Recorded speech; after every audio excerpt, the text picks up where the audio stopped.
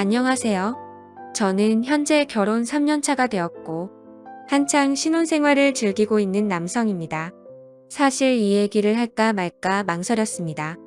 하지만 저 혼자만의 생각으로 되돌릴 수 없는 일을 저지른다면 나중에 너무 큰 후회가 되지 않을까 싶어서 글을 남기게 되었습니다.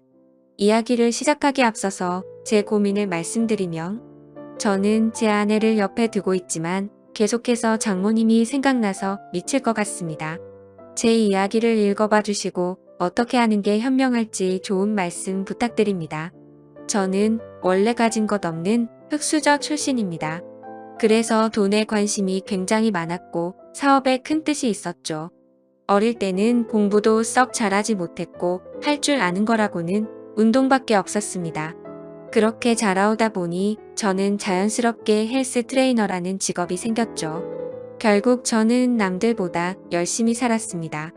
몇 년 동안을 열심히 돈을 모았고 결국에는 동네에 작은 헬스장을 차리게 되었죠.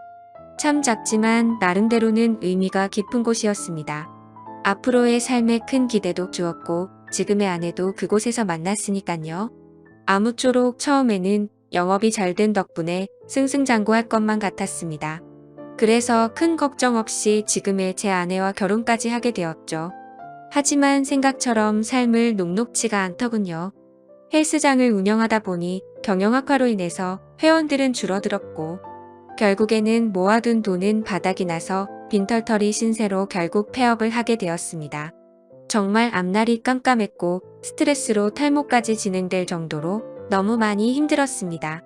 그렇게 힘든 시기에 저희 부부에게 손을 내밀어 준 분이 있었는데 그게 바로 장모님이었습니다. 그때는 일단 당장 저희가 살던 집을 정리해서 빚을 다 갚았고 당장 마땅히 갈 곳이 없어서 숙박업소에 전전긍긍하던 시절입니다. 그런 저희 소식을 듣게 된 장모님이 연락이 오시더군요.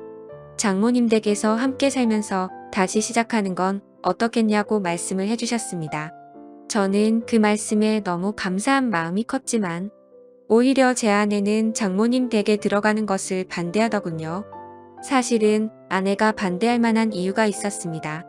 다들 아내가 친정으로 들어간다고 하면 좋아할 거라고 생각하시겠지만 아내는 그렇지 않은 게 장모님과 별로 사이가 좋지 않았기 때문이죠. 왜냐하면 장모님은 아내의 친엄마가 아니라 새엄마였기 때문입니다. 장모님은 아내가 20살이 되었을 때 재혼을 하셨는데 아버지는 재혼한 지 2년도 채 안 되어서 돌아가셨다고 했습니다. 그래서 장인어른이 살아계실 때는 가족처럼 지내기 위해 노력했었다고 하는데 장인어른이 돌아가시고 난 뒤로는 아내가 곧바로 독립을 했다고 하더라고요.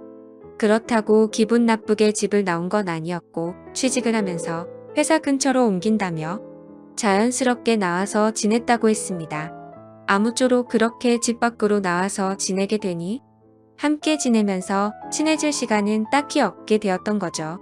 그래서 아내와 장모님은 여전히 서먹서먹한 사이였습니다. 그렇다고 서로 싫어하는 건 아니었습니다. 아내도 처음 재혼을 할 때 별로 싫어했던 건 아니었다네요. 물론 새엄마가 자신과 나이 차이가 15살 밖에 차이가 나지 않는 건 몰랐다네요. 그래서 언니 같은 느낌이 강했고 엄마로 느껴지기에는 조금 어려웠던 거죠. 게다가 아버지를 믿고 결혼을 했는데 금방 세상을 떠나셔서 오히려 미안했다고 했습니다. 그냥 말 그대로 서로가 싫어하는 게 아니라 별로 친하지가 않았을 뿐이었죠. 하지만 장모님은 제 아내를 많이 위해주는 착한 심성이셨던 것 같습니다. 안타깝게 결혼 생활을 짧게 하고 남편을 떠나보냈지만 유산 덕분에 그래도 일도 하지 않고 잘 먹고 잘 사는데 아내가 길바닥에 앉았다고 하니 차마 지켜만 볼 수 없으셨던 거죠. 여하튼 저는 아내가 불편할 걸 알았지만 어쩔 도리가 없었습니다. 아무리 생각해도 현실적으로 가장 합리적인 선택은 처가 살이었죠. 제 본가는 시골에 있어서 간다고 하더라도 주변에 논과 밭밖에 없어서 제대로 된 직장을 구할 수도 없는 노릇이었고 다시 재기하기에는 결코 갈 수가 없다고 생각했습니다. 장모님이 계신 집이 평수도 넓은데 혼자 계시기에는 남는 방도 많았으니 저와 아내가 조금만 불편함을 감수한다면 아주 이상적인 선택이라고 생각을 했습니다. 그래서 저는 며칠 동안 끈질기게 아내를 설득하고 또 설득을 했습니다. 평생 같이 지내는 것도 아니고 집을 얻을 수 있는 돈을 모을 때까지만 장모님 댁에서 지내자고 했죠. 결국 아내도 현실과 타협을 하게 됐고 저희는 그렇게 장모님 댁으로 들어가게 되었습니다. 솔직히 저라고 마음이 편했을까요? 저도 염치가 있었기에 정말 너무나도 마음이 불편하긴 했었습니다. 하지만 어쩔 수 없이 장모님 댁에 들어가서 살게 되었죠. 그렇게 한 달이라는 시간이 지났습니다. 아내는 원래 다니던 회사에 계속해서 다녔고 저는 장모님 댁에서 멀지 않은 곳에 헬스 트레이너로 취직을 하게 되었죠. 저는 직업의 특성상 사람이 많은 주말에는 쉬는 날이 없었고 평일 중에 하루만 쉬는 날이 있었습니다. 그리고 아내와는 출근 시간 자체도 달랐었죠. 저는 저녁에 출근을 했고 아내는 아침 일찍 출근을 했으니까요. 어느 날 평일에 제가 쉬는 날이었습니다. 저는 오랜만에 쉬는 날이어서 마음 편하게 산책이나 할 겸 동네 공원에 가서 가볍게 조깅을 하고 집으로 들어왔습니다. 그런데 문을 들어서는 순간 깜짝 놀랐습니다. 거실의 의자는 나뒹굴고 있었고 장모님은 쓰러져서 앓는 소리를 내고 계시더라고요. 저는 놀라서 얼른 장모님께 달려 들어갔습니다. 몸 상태를 봤더니 다행히 어디가 부러지거나 한 건 아니었고 근육이 놀라서 경직이 되어 있었습니다. 무슨 일이냐고 여쭤봤더니 거실의 전등을 교체하기 위해서 의자 위에 올라가셨다가 의자가 넘어지는 바람에 바닥에 떨어졌다고 하시더라고요. 저는 제가 하면 되는데 왜 그렇게 하셨냐고 역정을 냈고 어디 다른 곳 크게 아픈 곳은 없냐고 물었습니다. 장모님이 크게 다친 곳은 없는 것 같은데 허리가 조금 삐끗한 것 같다고 말씀을 하시더라고요. 그래서 저는 마사지 자격증도 가지고 있었기에 장모님에게 마사지를 해드리겠다고 말씀을 드렸습니다. 처음에는 민망하셨는지 제 호의를 계속해서 거절하시더라고요. 하지만 장모님 댁에 오고 나서 해드린 것도 없어 죄송했던 터라 저는 고집을 부렸습니다. 오늘도 제가 전등 갈았으면 이럴 일 없었는데 장모님께서 계속 거절하시면 제가 너무 죄송해서 지내기 더 불편하다고 말씀을 드렸죠. 그렇게까지 말씀을 드리니 장모님께서도 정 마음이 그러면 알겠다면서 마사지를 받겠다고 하시더라고요. 그래서 저는 장모님을 부축하고서 장모님 방으로 들어갔습니다. 사실 장모님 댁에 들어온 지도 한 달이나 지났지만 장모님의 방에 들어가 본 건 그날이 처음이었습니다. 방 안에는 캔들을 켜놔서인지 정말 좋은 향기가 온 방을 가득 채우고 있더라고요. 그렇게 향을 맡으며 장모님을 봤더니 뭔가 기분이 묘해졌고 아차 싶었습니다. 장모님과 저는 다른 집 장모 사위처럼 나이차가 그리 많지 않다는 걸요. 아내는 저보다 연하였고 장모님은 저보다 겨우 10살밖에 많지 않았다란 걸 잊고 있었습니다. 사실 사회에 나가서 보면 장모님은 40대 초중반의 나이 많지 않은 나이였고 나이를 모르고 보면 30대 중후반으로 보일 만큼 동안이셨죠. 제 입장에서는 항상 장모님으로 대했고 생각했기에 애써 외모에 대한 객관적인 생각을 하지 않았을 뿐 미모도 훌륭하셨죠. 그리고 무엇보다도 장모님은 장인어른과 결혼 전에 요가 강사를 하셨었기에 지금까지도 관리를 잘하고 계셔서 몸매는 솔직히 제 아내보다도 훨씬 좋은 것 같았습니다. 아무튼 저는 엎드려 있는 장모님을 보니까 순간 수많은 생각들이 스쳐 지나갔지만 정신을 차리고 마사지를 해드리기 시작했습니다. 한참 마사지를 해드리다 보니 아무 말 없이 조용히 계시던 장모님은 마사지를 왜 돈 주고 받는지 알겠다고 처음으로 말씀을 하시더군요. 그리고는 저에게 여기저기 아픈 곳을 알려주셨고 저는 허리뿐만이 아니라 평소에 불편하시다고 한 곳을 전체적으로 마사지를 해주었습니다. 오랜 시간 동안 마사지를 해드리면서 조용히 마사지만 했던 건 아니었고 자연스럽게 장모님과 저는 많은 이야기를 나누게 되었습니다. 사실 그동안 저는 염치 없이 처가 살이를 하는 입장이라 장모님께 함부로 말도 붙이지 못했고 약간은 내성적인 성격이신 장모님도 제게 그다지 말을 먼저 붙이지는 않으셨었죠. 그런데 마사지를 받으면서 한마디씩 하다 보니 점점 편해지셨는지 장모님은 평소에 볼 수 없었던 수다스러운 모습들도 보이셨고 소리내어 웃으시기까지 하더라고요. 저도 뭔가 장모님과 한층 더 가까워진 것 같아서 기분이 좋았고 오랜만에 즐겁게 수다를 떨다 보니 시간 가는 줄 모르고 계속 마사지를 해드렸습니다. 그렇게 그날 이후로는 아내가 출근을 하고 제가 출근하기 전까지 남는 여유 시간에는 장모님에게 마사지를 해드렸습니다. 그러다가 문득 드는 생각이 있었죠. 마사지를 해드리면서 느꼈지만 정말 장모님은 40대 몸매라고 하시기엔 믿어지지가 않았죠. 솔직히 눈 감고 마사지를 하면 20대라고 해도 믿을 정도였으니깐요. 하지만 감히 장모님에게 결코 그런 생각을 해서는 안 된다고 정신줄을 바로잡고는 했습니다. 여하튼 거의 매일같이 장모님께 마사지를 해드리다 보니 장모님과 저는 급속도로 친해지게 되었죠. 그러다 보니 장모님은 평소와는 다른 모습들을 많이 보여주더라고요. 평소 장모님은 내성적이신 성격에 말도 없고 조용한 분이신 줄 알았는데 점점 말씀도 많아지셨고 장난도 많이 치시는 모습이 보이더군요. 나이와 맞지 않게 티 없이 맑은 그런 해맑은 성격이라고 느꼈습니다. 장모님은 최근에도 어떤 남자가 자기에게 연락처를 물었는데 거절했다는 이야기부터 시작해서 장인어른을 처음 만나게 되었던 이야기들과 갑작스럽게 떠나보내고 슬펐던 이야기들까지 제게 숨기는 거 없이 말씀을 해주시더군요. 그러다 한 번은 저에 대해서 말하는 것이었습니다. 처음에 제 아내가 저를 데리고 장모님께 인사를 드리러 왔을 때 다른 건 몰라도 제 몸을 보고 아주 마음에 들었다고 말씀하시더라고요. 제가 너무 듬직해 보였고 몸 좋은 사람들이 자기 관리를 잘하는 사람이라고 생각한다며 저의 첫인상을 정말 좋게 보셨다고 말씀을 해주시더라고요. 그러다 장모님은 저에게 짓궂은 농담을 던지셨습니다. 그런데 자신의 경험상 이렇게 몸 좋은 사람들 중에 밤에는 힘을 못 쓰는 사람이 허다해서 걱정이었는데 이틀 전에 그 걱정을 덜게 되셨다고 하더라고요. 저는 무슨 말인가 생각을 한참 하다가 깜짝 놀랐습니다. 이틀 전이라면 아내와 제가 일세를 갖기 위해서 사랑을 나눴던 날이었습니다.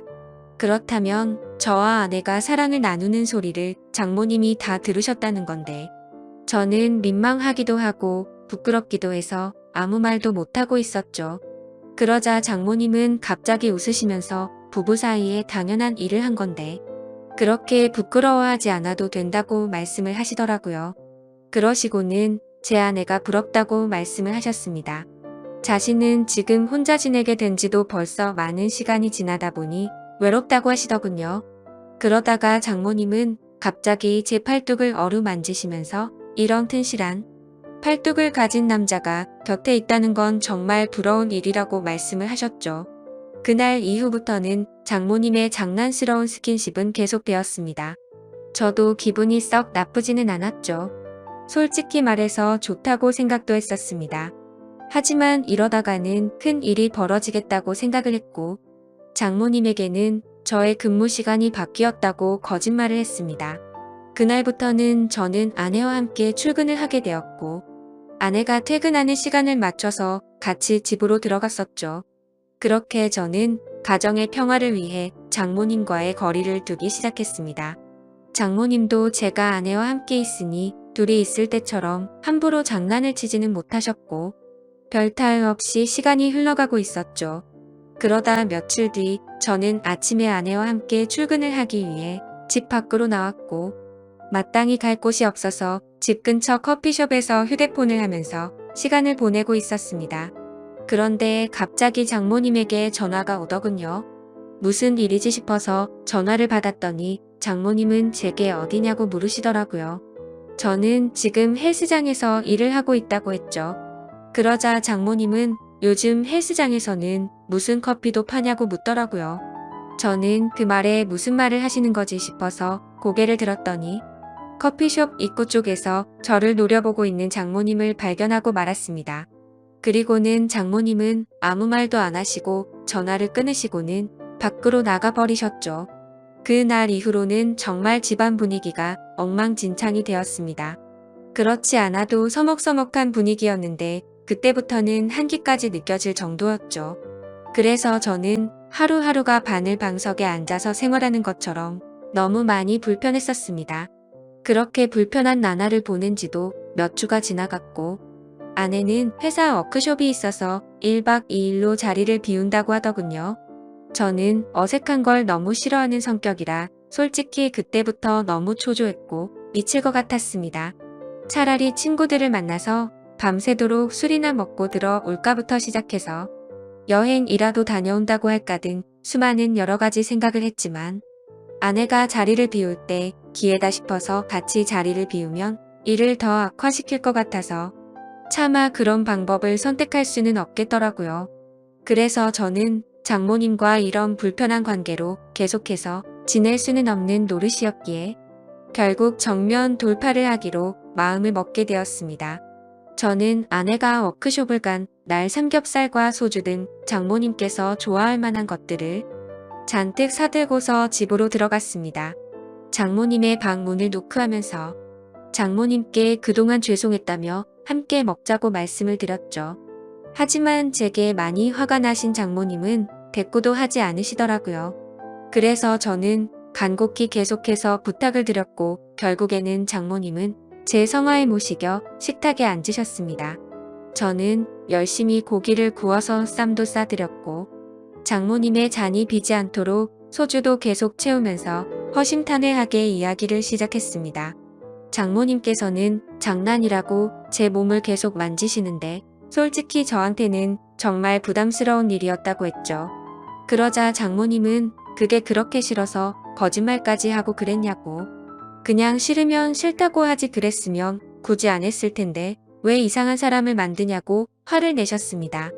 저는 또 화가 나신 장모님을 보면서 당황한 나머지 사실 싫어서 그랬던 건 아니었다고 했죠. 그런데 그 말을 하자마자 아차 싶었습니다.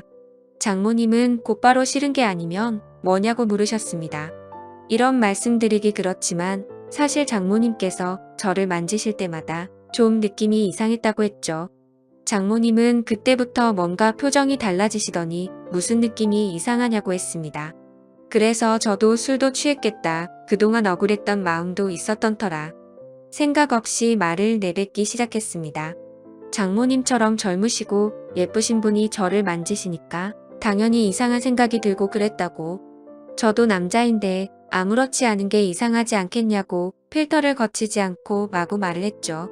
그 말을 하는 순간 분위기는 순식간에 얼어붙어 버렸고 그 대화를 마지막으로 장모님과 저는 그냥 연신 술만 마시기 시작했습니다.